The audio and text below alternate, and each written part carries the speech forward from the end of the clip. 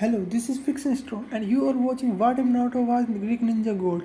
I hope you enjoy, and this is my first Naruto X crossover movie, so I hope you enjoy. Please like and subscribe. Let's move on. The Greek ninja by the metaphysical god of heroes. Naruto. Greek ninja summary. After the fourth shinobi war, Naruto lived on as the new Jubi after defeating Madara and absorbing all the Biju. Empires rose and fell, and he lived on traveling the world until he saw Percy and the hunters fighting Thorn, aka the start of the third book.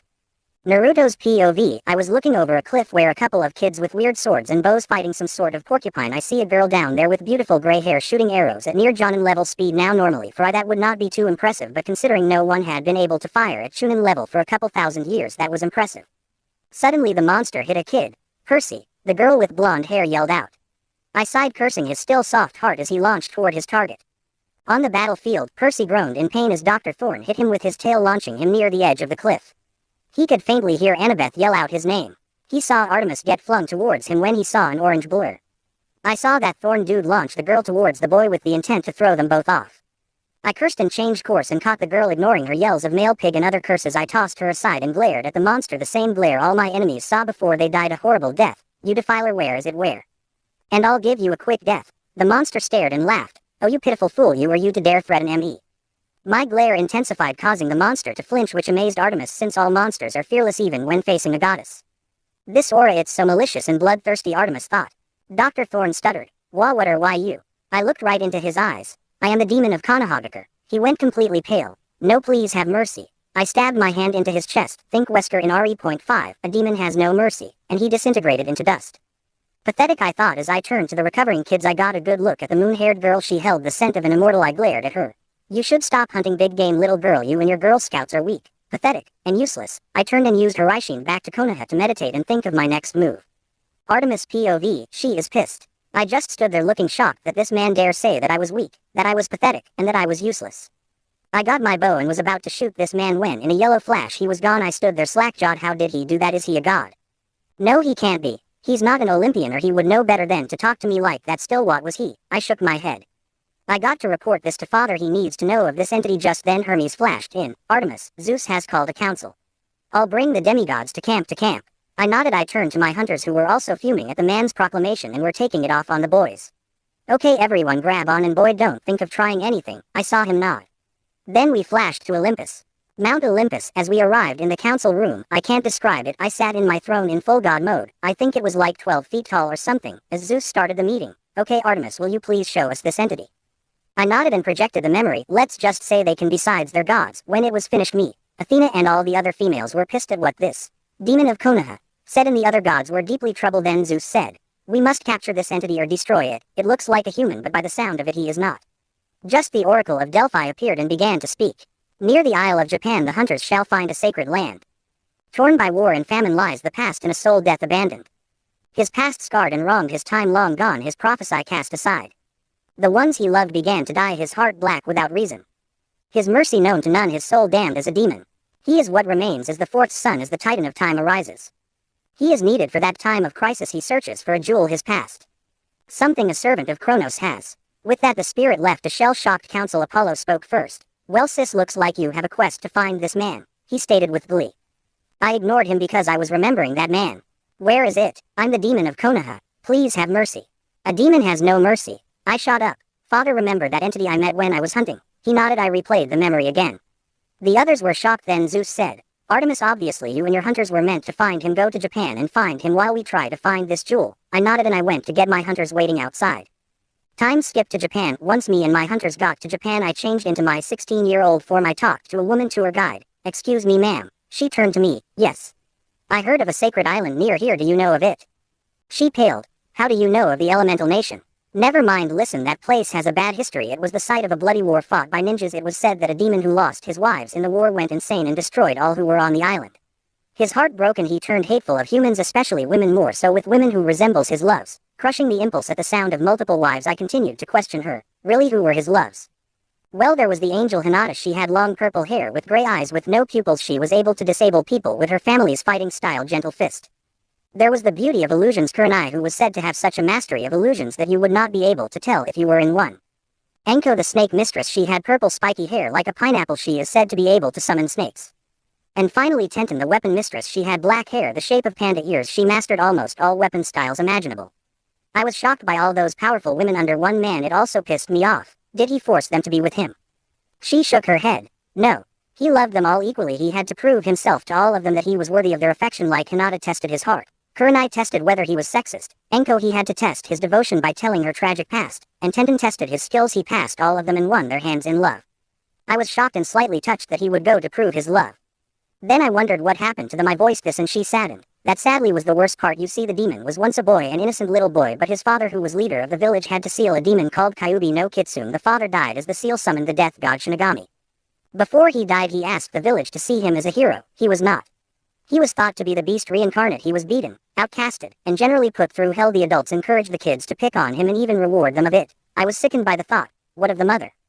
She frowned with deep hatred. The mother, she said, mother with disdain, abandoned him, thinking he was the monster. When he found out his own mother abandoned him, he was distraught and nearly succeeded in committing seppuku.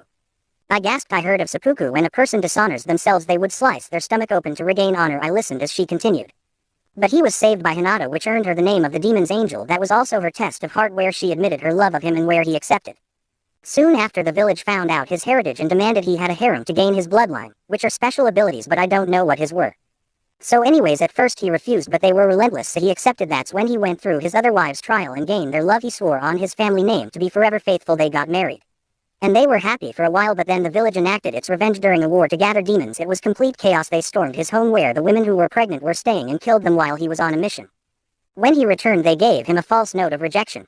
With his past, he believed it and went insane. He made a deal with the Kyubi and became the new Kyubi. In return for exacting its revenge, he destroyed the village and proceeded the mass genocide of the elemental nations. Every human, man or women, old to young, as babies, none were spared. They say his final kill was the woman How bore him. He cursed her and his father for his life, and he did not just kill her, he tortured her first for days before he burned her alive. Her name was Kushina. I and my hunter had tears in our eyes. They say he still loves them and inscribed their names on his chest where his heart is. I was convinced he was the one we needed. I was wondering what his name was. Naruto. Naruto Uzumaki Namikaze, son of the 4th Hokage. I thanked her and asked for a map of the land, and we left to the docks, where we stole a boat and sailed to the elemental nations. Time skip. We had to beach the boat to land. I checked the map and decided to set up camp in Wave Country, the village hidden in the mist. When we arrived, we were greeted with a destroyed bridge with the sign that said, "The Great Naruto Bridge, named after the one who restored hope to the people here." How could he be a demon when he gave these people hope? Zoe Nightshade, I think that's her name, screamed. I ran to her and saw Ghosts, a scene. It basically showed the Wave episode. If you did not see it, get the hell out of my story, cause more memories to come. Is that this Naruto guy we're looking for? He looks like an idiot in that orange jumpsuit, she said, and I agreed. Suddenly they disappeared as soon as that guy with the shark's mouth, Zabuza, died right next to his adopted son, Tool. Then it showed faceless people running from something. Finally it showed an old man slowly backing away. The bridge a couple millennia ago. Tazuna yelling, "Please Naruto, why? Why do this?" Why? He was cut off by a clawed hand going through his stomach. He looked up to see a demonized Naruto with blood-red fox ears with 9 tails. I looked in silent horror as the mortal asked him once again, "Why?" Naruto looked like he was taking some sick glee in what he was doing. He leaned in close and said, "A demon needs no reason. I'm wiping the slate clean. All will die, so I will never have to remember my old life, never see their faces, and plus I love to splatter blood," he said as he threw the body over the bridge. Naruto looked at the cowering villagers who were horrified at what their savior had become.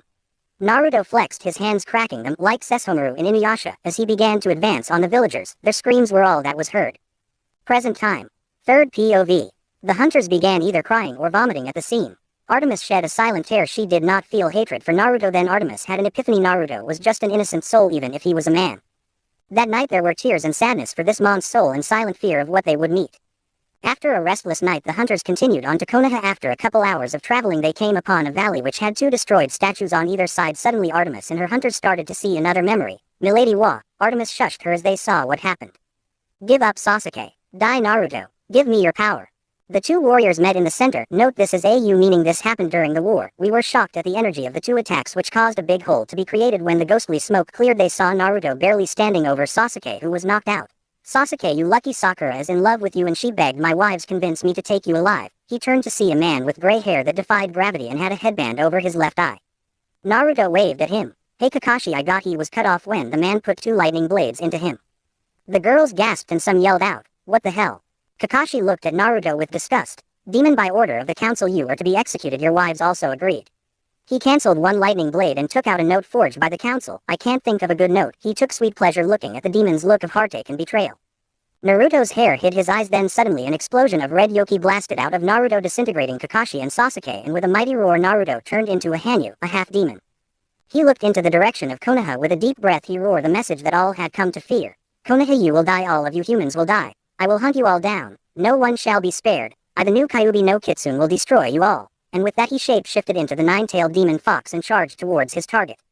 Artemis and her hunters all broke down in fear and sadness. How could they betray him like that? We'll die if we have to fight him. Artemis was the one who was the most affected. Those people, how dare they damn his soul. He an innocent soul, even I could see it from here. Those idiots, curse them. Curse them into the darkest pits of Tartarus. Artemis turned to her hunters. Listen, my hunters, we are not here to try and kill him. We need to try and convince him to help us. I explained, patiently calming them down, but Zoe spoke up. But what if he's hostile to us? He looked like he'd kill us for being in his territory. The others nodded. Artemis sighed. If it comes to that, then I'll hold him off till you and the others escape. Now come on, we're wasting time. At the Konoha gates, when they arrived at Konoha, they saw the giant gates destroyed. They got their bows ready. As they entered, what they saw would forever be engraved into their minds. All around them were destroyed buildings that to their surprise were still on fire with weird black fire, a special kind of black fire, not Sharingan, corpses of bones on crosses, heads and skulls on pikes, and the ground literally was still red with blood. Most of the hunters were busy throwing up at the scene. The others were shaking. Zoe spoke up. I don't know whether to feel sorry or pissed for them. The other hunters looked at her. What the hell are you talking about? Only a monster would do this. A hunter cried out after she and the others were done puking. Artemis looked at the hunter in a cold gaze, causing her to flinch. And only a monster would beat and damn a child to become a demon. Only the cruelest of monsters would go so far as to break a child's heart. And she stopped when she started to hear music. She shushed the hunters and followed the sound to a cave overlooking the destroyed village. It was very cloudy when she and the hunters entered to find something that broke their heart. Therein 4 crystal clear coffins were 4 beauties. The first had blue hair, fair skin. She had a slender, noticeably curvaceous frame and a sizable bust, making some of the hunters unconsciously shift around in jealousy.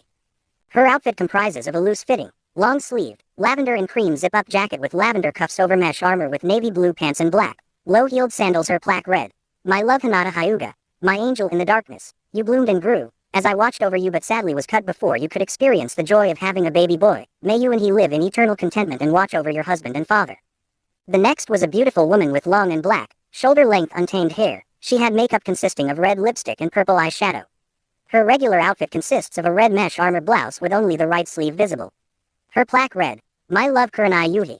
Kurenai Yuhi, my crimson evening sun, the one who kept me grounded to earth. You were not meant to set so soon. You had yet to make your little star. I hope I make it to heaven because I know that is where you are. Next was a girl about the same age as Hinata. She had brown eyes and dark brown hair, which she had in Chinese-style buns on either side of her head. A long-sleeved white blouse with a high collar and red fastener and edges paired with similarly colored, puffy pants that look like a hakama, with the exposed parts of her legs near the waist covered in bandages. Her plaque read, My love Tenten.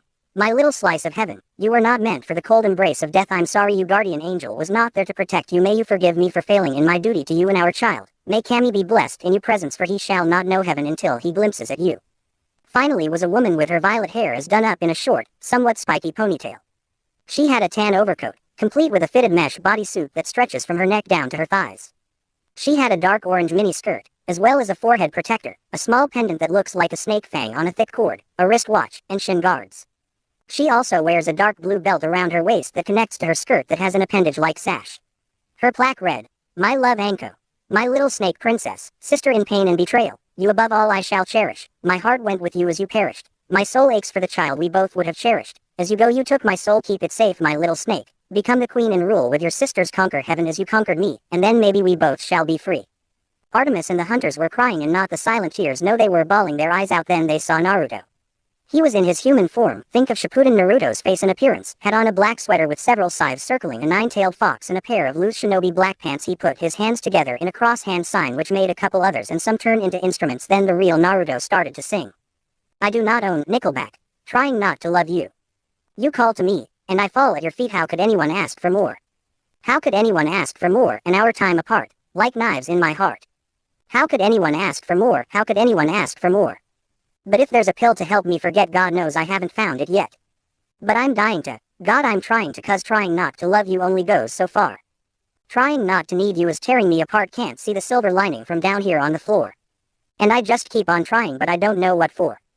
'Cause trying not to love you only makes me love you more. Only makes me love you more. Artemis, hearing him sing, thought he might have Apollo's blessing. And this kind of pain, Only time takes away, that's why it's harder to let you go. That's why it's harder to let you go, and nothing I can do, without thinking of you. That's why it's harder to let you go, that's why it's harder to let you go. It was impossible for Artemis and her hunters to conceive this man was a demon. He sounded so heartbroken, so lost, so betrayed. But if there's a pill to help me forget, God knows I haven't found it yet. But I'm dying to, God I'm trying to, 'cause trying not to love you only goes so far. Trying not to need you is tearing me apart, can't see the silver lining from down here on the floor. And I just keep on trying, but I don't know what for. 'Cause trying not to love you only makes me love you more. All of the hunters, Artemis included, were crying even harder. He sounded so weak, he wanted to return to the past or die to be with them. So I sit here divided, just talking to myself. Was it something that I did? Was there somebody else? When a voice from behind me that was fighting back tears sat right down beside me and whispered right in my ear. Said, I've been dying to tell you. The thing that broke them was that now he was crying, the desperation in his voice, crying out for their comfort, but would never feel their touch, their loving caress. That trying not to love you only went so far, that trying not to need you was tearing me apart. Now I see the silver lining from what we're fighting for.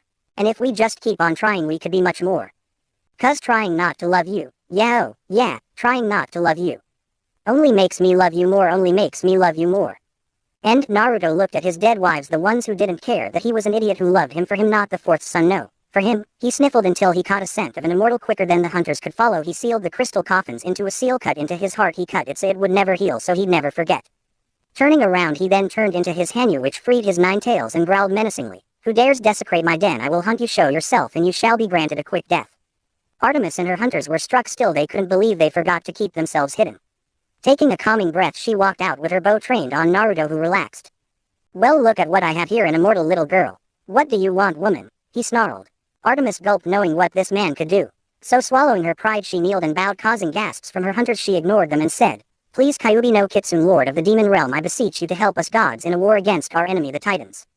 Naruto looked at her with suspicion. Why should I help human lovers? He spat out, human like a disease.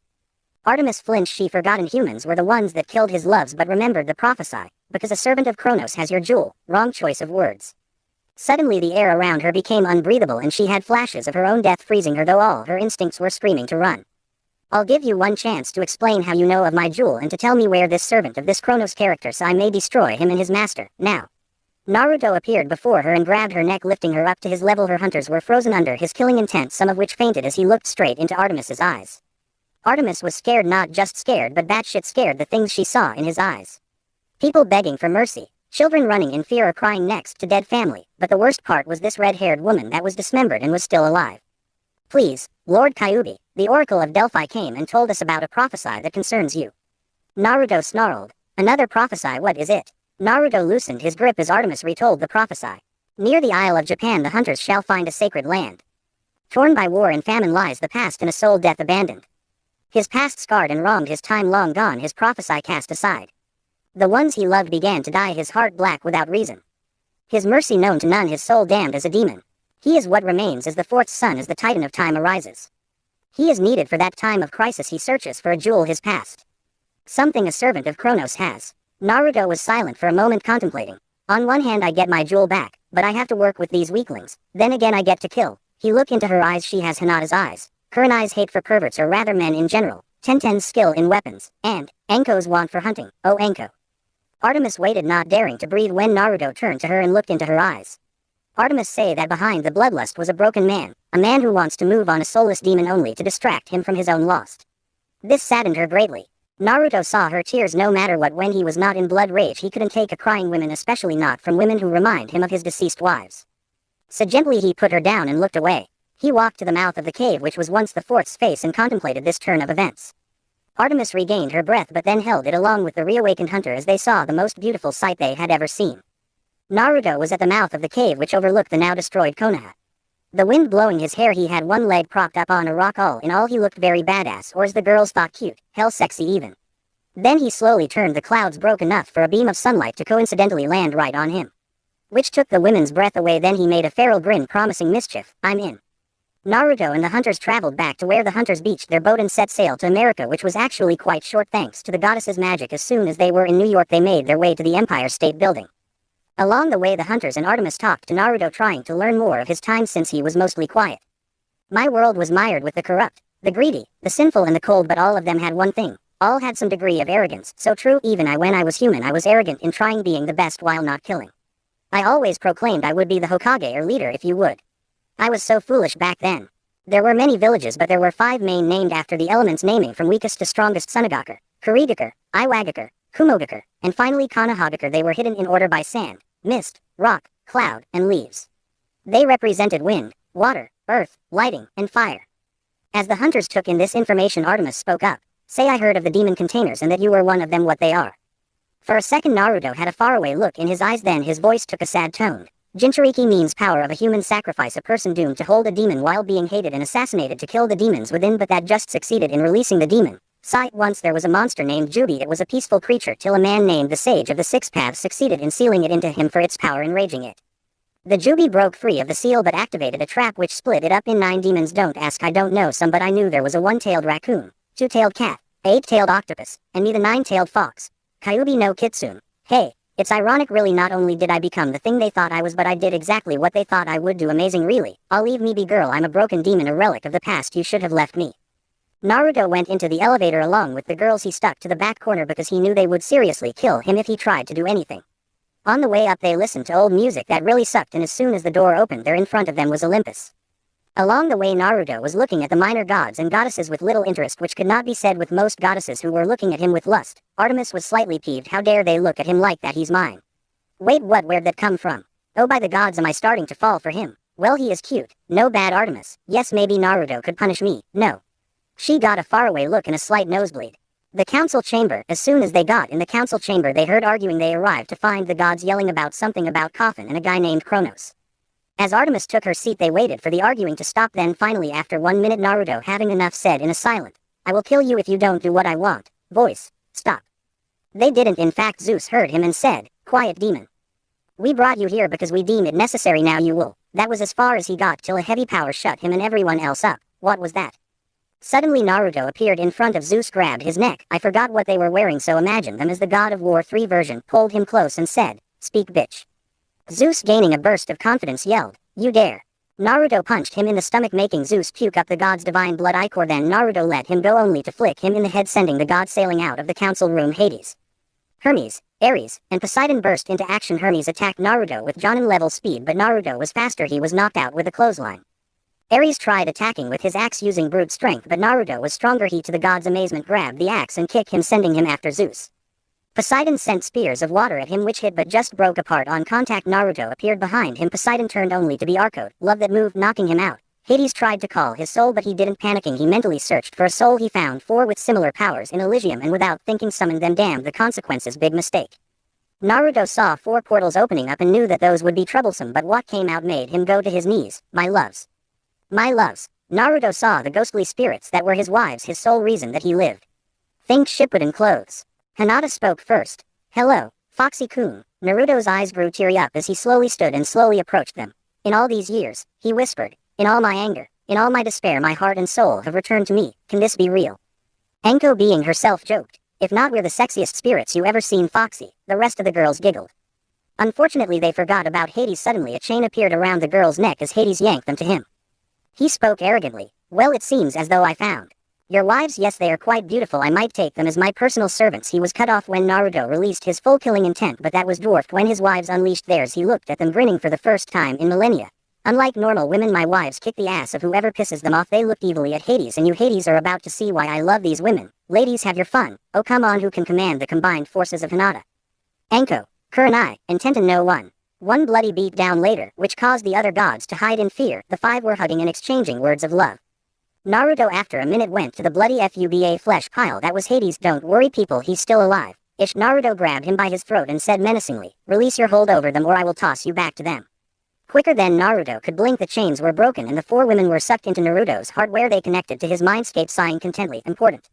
He turned and walked out the doors and looked into the distance in a silent discussion with his wives. It's so good having you 4 back. I am so sorry about Naruto. Uzumaki Namikaze, stop that train of thought right this instant, or by Kami we will kick your sorry ass and forbid you from coming in here and having sex with us ever again.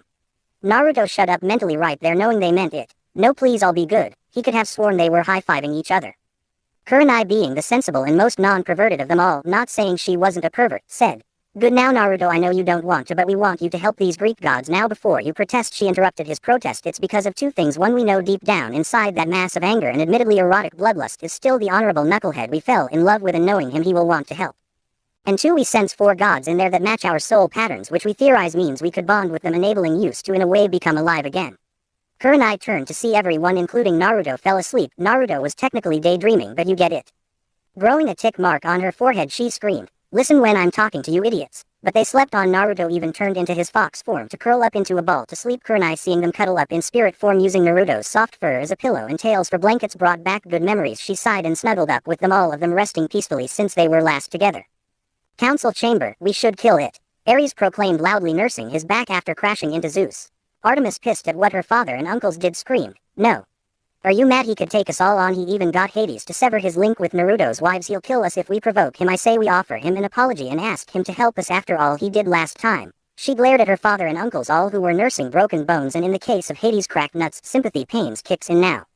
Zeus, properly humiliated, sighed. "I agree with Artemis." This brought everyone to a stunned silence. Although Zeus loved his daughter as any father, he never agreed with her so wholeheartedly. "My eyes have been opened. I realize now that although I am a god, the king even must bow to the stronger being. Daughter, please bring him in so that we may apologize." Artemis beamed when her father agreed with her and happily went to get Naruto and his wives. The thought brought her down slightly for some unforeseen reason. Unforeseen, my ass. Could she be falling in love? No, impossible. Not since that asshole Orion had she foolishly fallen in love, but the way he seemed to worship those women. Hello, they're all hot as hell. I'd worship them. Shaking her head, she proceeded to look for Fox Demon. Little did she know 3 other goddesses were in the same position, having the similar thoughts about our demon hero. "Mount some name I forgot." Winking face. A giant man who looked at a green crystal said menacingly, "Quiet. Soon I will have my revenge." He laughed insanely from his dark throne as he turned towards the demigod holding up the burden he once held. "Yes, very soon," snorting, as if bitch. Artemis was walking through the gardens of the gods following the scent of Naruto, which was actually fox, go figure, and what she saw touched her heart. There was a giant fax, and laying on him was the spirits of his wives who were using his tails as a blanket. As she got closer, one of the spirits woke and turned towards her. She saw it was Anko. "Hello, little hunter," she said playfully as she got of Naruto. Artemis blushed nervously. Normally she would not do so normally, but she was talking to a woman who kicked Hades in the balls multiple times. She couldn't help but feel a little attracted. "The council wishes to apologize for what my father and uncles have said. Each is willing to apologize with the exception of Ares, if you are willing to help us again." Anko giggled. She loved doing this to women. True, Naruto was the only man she'll ever love, but that did not mean she wasn't into women, and to her they were free game. "Odd as the Whittle Hunter, Mrs. Don't worry, Whittle Hunter, I take good care of you," Anko said with a baby-like voice while discreetly touching Artemis's pleasure points. Artemis was having a hard time not groaning from Anko's prodding. "Wah, oh gods." She climaxed and went to her knees, where Anko picked her up and carried her to Naruto, where she laid her down and began to explain about what she and the others were talking about up until she fell asleep on Naruto. Time skip. Artemis and the group entered the council. I found out the word they used. It was pantheon, I think, and they explained the soul patterns, meaning their reincarnations. Needless to say, they were shocked. "So you're telling us that there are multiple goddesses that can be your reincarnations?" They nodded. "And you will need to absorb all of them to become whole." Another nod. "Why should we sacrifice some of our goddesses to you?" Kurenai spoke. "Technically they won't die, they would still be them, but we would just be combined. Once we bond, we could be in 2 places at once." Zeus thought about it. "If we allow this, then you'll help us."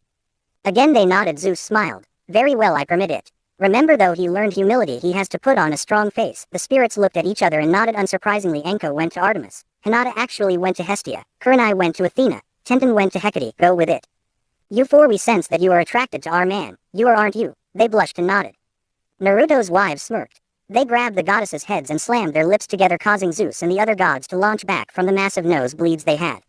In a bright flash, the souls disappeared and the 4 goddesses' clothes changed. Artemis had on a very small skirt, a fishnet shirt, and a brown jacket to give her a small sense of modesty, so think of her dressed like Anko. Hestia wore. I can't explain Hinata's outfit, just think Shippuden. Athena, you know what, just imagine them in their Shippuden outfit. Naruto recovered first. "So what should we call you girls?" They giggled. "Call us by our goddess names." He smirked and did a mock bow. "But of course, milady Artemis." I took her hand and kissed it.